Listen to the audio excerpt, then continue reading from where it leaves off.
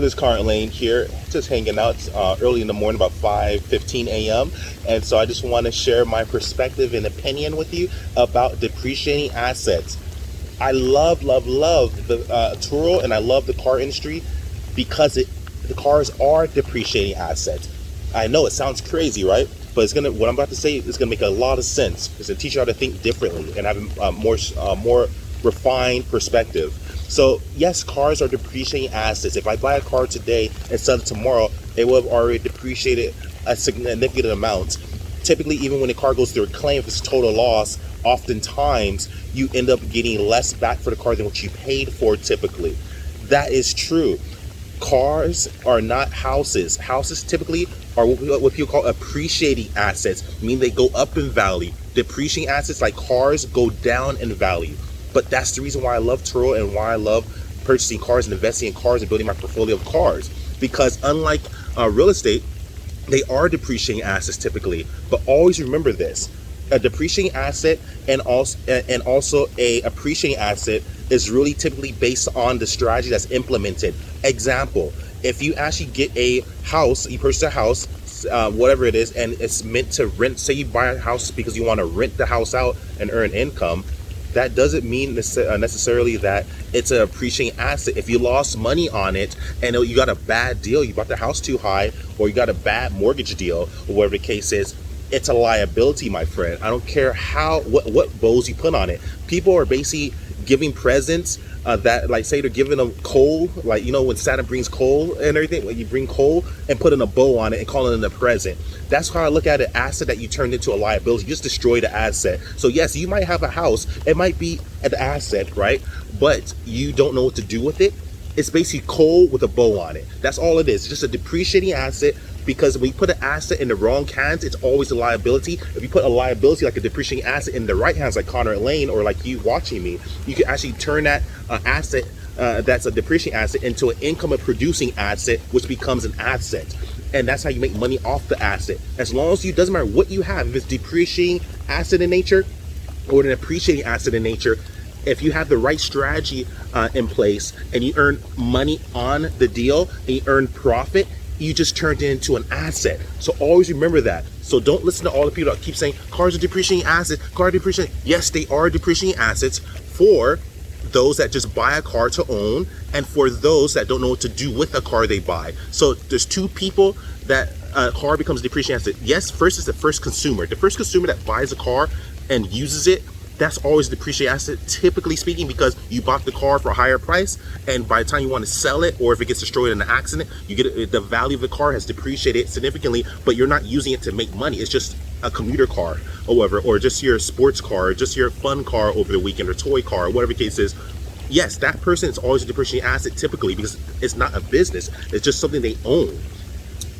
And also the next person that is a business owner that buys a car and puts it on Turo and not do their research, or if they buy a car and want to rent it out but they make less and they don't profit from the car, that's a depreciating asset, because you put the asset in the wrong hands. But we put it in Conrad Layn's hands, or you watching me hand, and you know what to do with the car, it becomes an asset automatically. If you put the house, a beautiful house, in the wrong hand and they rent it out and don't make any money on it, it's a liability. I don't care how nice the house is. If you're not making money on that house and you bought it with the purpose of putting it in starting a business with renting your home out on Airbnb, VRBO, or just renting it traditionally through like a management company, or renting your house out to tenants, and you don't make money on it, and that was your purpose of buying the home, it's a liability, my friend. That's it.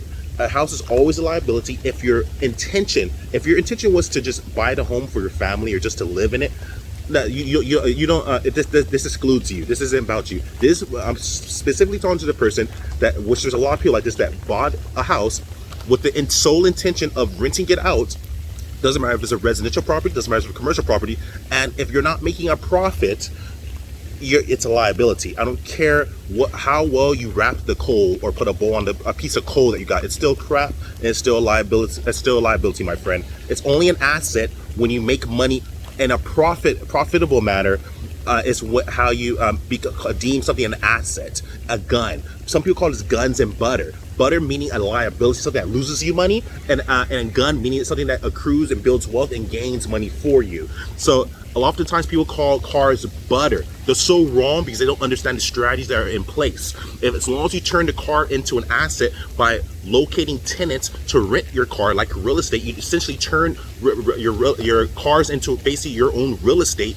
Same way how a real estate investor has a real estate portfolio and they earn income that's compounding effect and wealth building, the same thing you do with cars. It's very similar actually. The tenants are basically Turo guests and people you rent your car to, and those are your tenants, and you're the real estate investor, the vehicle investor like Conrad Layn or like you watching me, and that's how you make money. That's the reason why I love Turo, and that's why I love the car sharing industry, because I can make money. I can make a significant amount of money on my cars because I understand the strategies that need to be put in place. And the cool thing about cars for you guys is that anyone could join. If you're real estate, if you have a real estate background, if you're a real estate agent, if you're a real estate broker, if you're a real estate investor, if you're just a regular guy or gal at home, it doesn't matter what age you are, as long as you're willing to learn, and anyone can get in because there's a low barrier to entry. Typically speaking, not always true, there's always an exception to the rule, but typically speaking, most people that own real estate have to typically have a certain net worth or have good credit or have a certain amount of down payment, etc., etc. I know this because I am real estate licensed. I really am. I'm real estate licensed and I'm insurance licensed and I'm also HUD certified. So the thing is this, most times people that own homes, is usually the American dream, that's what people say, because it's a dream. That's the only way you can have is really in a dream. That's ridiculous. I don't believe in that. I think that at the end of the day, all of us could have a piece of the pie. So just because you can't get a house now, you can get a house later on, but typically you typically good credit. You usually need maybe a co-signer or a certain net worth and a certain amount of income coming in just so the bank feels comfortable about giving you a mortgage loan. Typically speaking, and again, I used to be a HUD certified counselor. I also was a SCORE mentor through Small Business Administration, which is the same administration that implemented the EIDL and PPP loan. And I will actually help business owners from all different walks of life, from CEOs, people that are mom and pop small shops to big time companies. I'll actually walk in and help them for free and give them my mentorship. So I'm sharing this with you guys for absolutely free. And again, I might know a thing or two. I'm not perfect, but again, always think of this. When you hear someone say a car is a depreciating asset, dollar signs should be going up in your head. This gives you a few advantages. First, when I hear depreciating asset, it makes me happy. Puts a smile on my face. Look at the smile. Puts a smile on my face, people. Because guess what? That means I have even more chance and likelihood of getting a better deal, since people don't want to buy a car, or since people are under the impression that cars are depreciating assets. That means there's not too many people like me, and I get a better deal because I'm the only one there. People usually are so nervous. Oh man, my car is old, because they don't look at it as, hey, you can probably still make money off of this. They don't know. So I have an advantage. And since I'm real estate licensed, people that come in and want a home, they're already privy. They already understand that this is an asset building, basic income building asset when you buy a home. So there's a lot more competition, especially amongst investors. There's a lot more competition. There's a lot less competition because people are under the assumption that cars are a bad investment. So a lot of people don't invest in cars. So that's your advantage. Number one advantage. Second advantage, you have Conrad Layn, who's gonna share the way with you. Yes, I'm not perfect, but I'm gonna share my way. That's your second advantage. Third advantage is that you're listening to me on my channel. Third advantage. And fourth and last but not least advantage is the low barrier to entry. Low barrier to entry means this: you don't need much capital to get a car loan. You don't need much capital to get a car. You don't need, and usually car loans are always typically easier, a lot easier by far to get than a home loan. Fact. Do your own research, but fact. And like I said, I used to be a HUD certified counselor, and I'm also a real estate licensed, and I'm insurance licensed, so I know what I'm talking about. So those are your four advantages. First advantage, I'm actually gonna flip this around. Your first advantage actually is that most people don't know about the opportunity at hand, because most people won't invest in a company or a stock or in a car that's a depreciating in nature, because they think it's a depreciating asset. It's like throwing water on a already burning home. It's done already, you know what I mean? But what you don't know, and what most people don't know, is that a depreciating asset is how you get your best deals in the wedge. In real estate, the deal in the wedge means that you get it at a significant discount. However, so you get significant discounts because people are under the impression that it's a depreciating asset. So the fact that people don't really know how you can build wealth with cars is your first advantage. Second advantage, as I mentioned before, is that, like I said before, having a car, you actually are able to get to the point where it's low barrier to entry. Typically houses, you have to have a higher net worth, more income, DTI, meaning debt to income ratio. In comparison to cars, it's usually harder to get a home loan than it's a car loan. usually a person who has bad credit is easier to get a car loan than a house loan because the amount is worth. And like I said, so those are two advantages. It's easier to get in and lower barrier to entry, less money to get in, but you can start making money. Next, you have Conrad Layn. Not to be arrogant, I'm a part host on Turo, and you have Turo the company, and you have Conrad Layn who's helping you share my perspective and opinions. Do your own due diligence because I know my life, I don't know your life. It's your responsibility. Don't blame me. And fourth, however, you have this YouTube channel that I've put a lot of effort into, and that gives you real advantage and strategy. Those are your advantages, my people. And always remember this. And again, I am real estate licensed. Oftentimes, I speak with management companies, real estate investors, real estate owners, because I am an affiliate with real estate management, investors, etc. Because I am an a real estate agent. So what I often know is there's something called GRM, gross rent multiplier. All that essentially means is that when investors typically look at a property, there's a lot of ways to evaluate a property. For residential, usually there's something called comparables or comps, real estate comps, where this house is worth this much and this house down here is worth this much and this house on the same street is worth this much, and they're all very similar in build, so it's worth this amount. Those are comparables, basically. Those are real estate comps typically for residentials. For commercial, it's something called GRM. There's other ways to evaluate the property, but it's a simple way to do it, where you basically figure out how much rents are being paid by all of the tenants in this one building, say that has 10 apartments, and they all pay $1,000, right? And say $1,000 times 10, or whatever, is $10,000 per month. So they make $120,000 per year. That's a way to figure out how much you're making per year, is the GRM. And if say the property is worth say $240,000, for example, the GRM would be 2 years, because you make $120. If everyone's paying $1,000 and there's 10 tenants, that's $10,000 per month. Multiply it times 12, that's $120,000. $120,000 times 2, which is 2 years, is $240,000. So like I said before, so that means you have a GRM of 2, deemed a good, worthy investment. When the number gets higher, it means the amount it takes to actually earn back the money. Same thing, however, if someone actually, say you take it to 300, say the property's worth $360,000, right? And you make $10,000 per month from these 10 tenants, that'll take you 3 years. That's a GRM of 3. The lower the number, the better the number. That's how I use cars, GRM, gross rent multiplier. So if I buy a car, for example, for $10,000, and I rent the car, and say I earn, let's say, $500 per month, for example, right? And by the time 5 times 12, that's 6,000 or whatever. So that's 6,000 and everything. And then say it'll take me probably to like the next year, October, and that'll be about like a year and maybe 8 months that'll take me to earn back $10,000. That's how you do it with cars. And the cool thing about cars, the GRM, why I bring that up is because since I'm used to GRMs, I constantly compare when I see management companies and see all the rental properties that are earning rent, and I see the GRM, it'll say GRM of 14, meaning like 14 years to pay off the debt, or to earn an income profit, to earn a profit. Or if it says GRM of 10 or GRM of 20 is really high, depending on where you're at.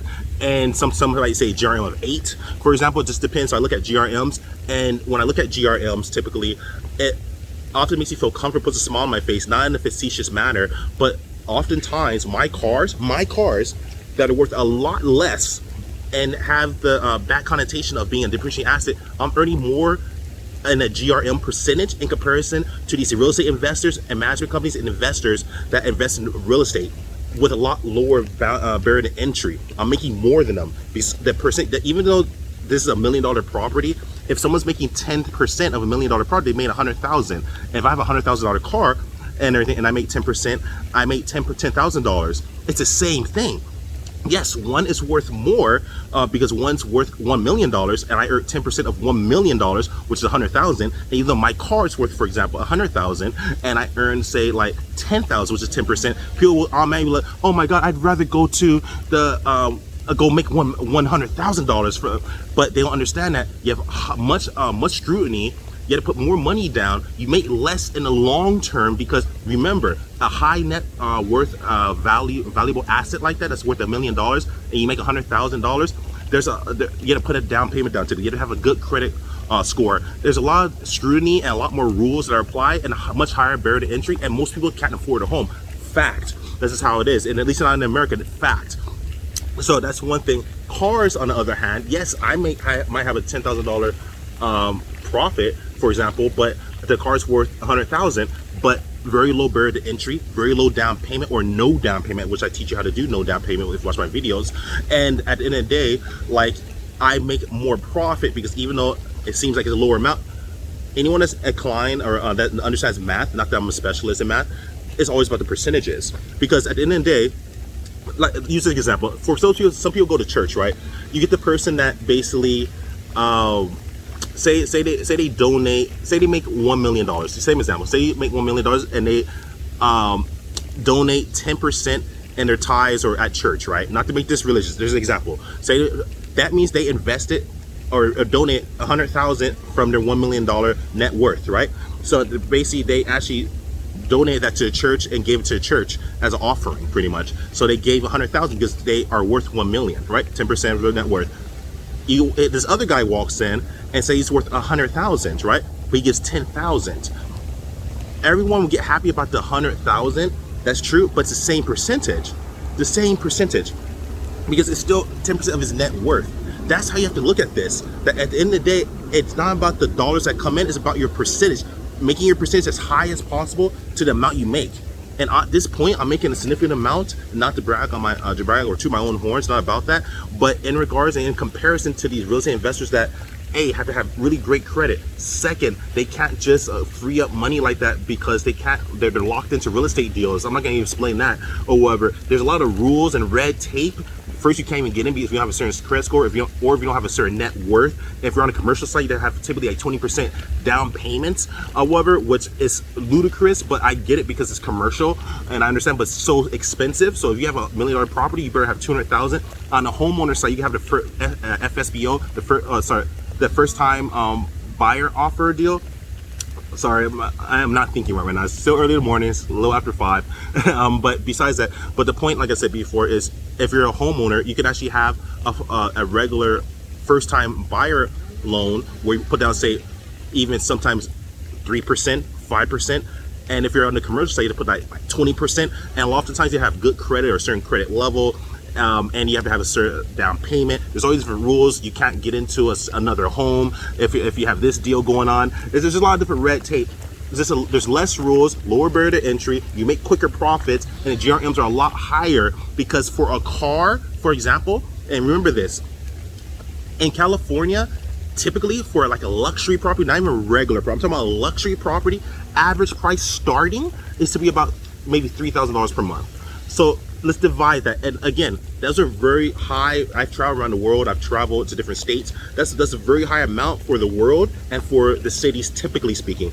Most is a lot lower than that. So compare that. Los Angeles, luxury property, not even regular property. Regular property is cheaper than that. Luxury property is about $3,000 per month minimum, 1 bedroom, maybe even studio. So think about it, divide that by a month, that's $100 per day, right? So if you multiply $100 times 30, that's basically $3,000.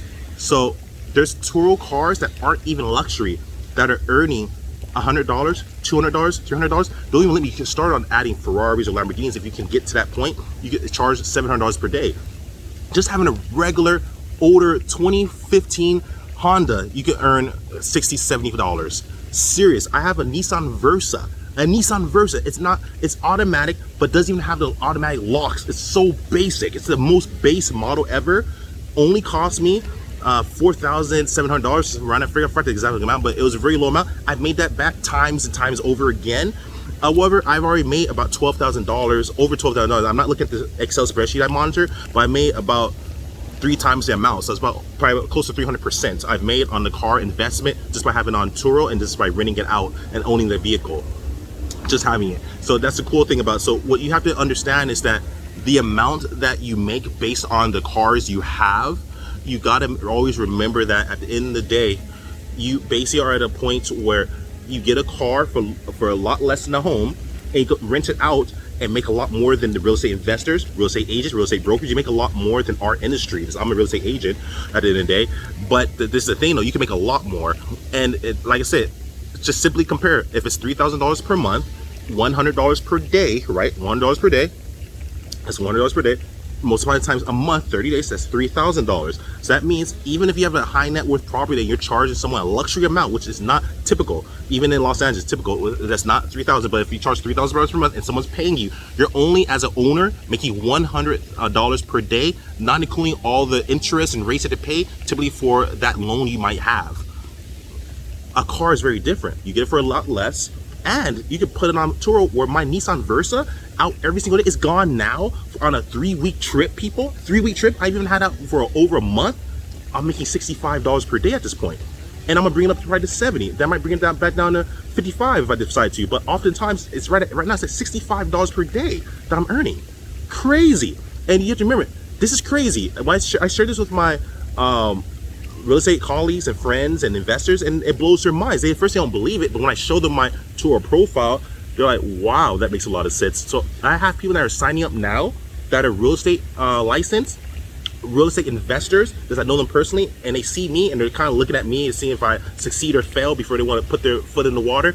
And now they're signing up though. I'm not gonna mention their names, but you'll start seeing a lot of, if they choose to mention it, you'll start seeing a lot of wealthier investors investing into Turo, and that's, I know them personally, and you're gonna start seeing a lot more cars on the platform, where you're gonna find out that they're probably also real estate owners, they're Airbnb hosts, VRBO hosts, and they're investors or real estate brokers and agents.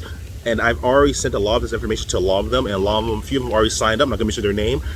They're adding a lot of cars because they have a lot of capital, and it just makes freaking sense to them. It makes a lot of sense, and it blows their mind. They no way could have thought this, because we're always thinking that cars are depreciating assets. Cars are the best way to earn income because you get it in a deal, in a wedge, for my real estate people that understand that term. But at the same time, you make a compounding amount that blows out any real estate investor off the bat, because yes, they're making, say, a luxury property. You guys know most properties aren't luxury, but I'm picking the highest level. Minimum is about $3,000 per month, $100 per day. True, I'm making $65 with a Nissan Versa that doesn't even have automatic locks, and I put even in the profile, simplicity at its finest, and it's booked every day. It was on a month trip before, it's on a 3-week trip now, and it gets booked back to back. Best seller, actually. First one's Tesla, the second one's actually my Nissan Versa. Crazy. My other cars are doing well too, but it's crazy, and it costs very low to get the car, like $4,700. It's a very cheap amount. It's crazy. So that's why I love Turo. I still love real estate. A great way to build wealth. I'm not throwing shade on real estate. I love real estate. It's a great opportunity, great way to build wealth, but people just don't understand. And I'm gonna be the first one to make you understand how valuable Turo is as a company, Blue Ocean company. I believe in them heavily. They're a great opportunity, but also just understanding how to get cars, buy them, get them cheap, because they are depreciating anyways. So you always get it cheaper than the person who bought it typically. And then you can start not only buying the car, you start making money off of the car, and then help you acquire other cars, and then you start getting more cars and building more wealth, because the more cars you get, the more compounding wealth opportunities you build for yourself. And that's why it's valuable to people. So if you're a regular guy or gal at home, if you're educated, not educated, if you're smart, not smart, it doesn't matter who you are. There's an opportunity for everyone.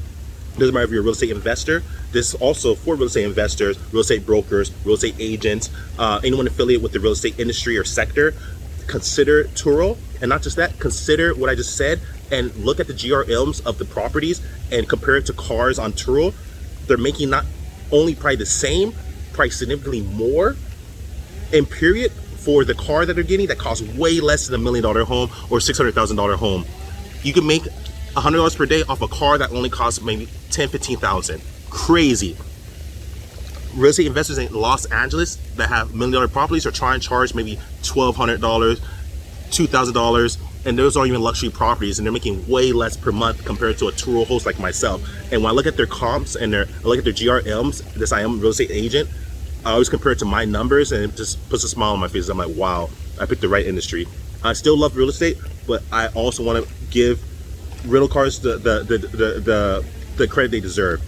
So if you're interested in Turo, definitely come. If you're interested in making money from building your vehicle portfolio, consider Turo. Watch my videos, so like, subscribe, share. I leave a lot of content, deep gems and diamonds and explanations on how to do this and make profit. I am the real deal. I leave my profile on the very bottom. You can look at my videos, you can look at my flute. So you can look at my videos, you can look at my fleet below and all my vehicles, and I'm gonna keep acquiring more vehicles and adding more on. So I have nothing to hide. I'm very transparent. I leave my public profile link below insurance license for over 8 years, real estate license as well. Used to be a HUD certified counselor through NACA, which is a 501c3 nonprofit to help people get a loan for their home. So I know a bit about that.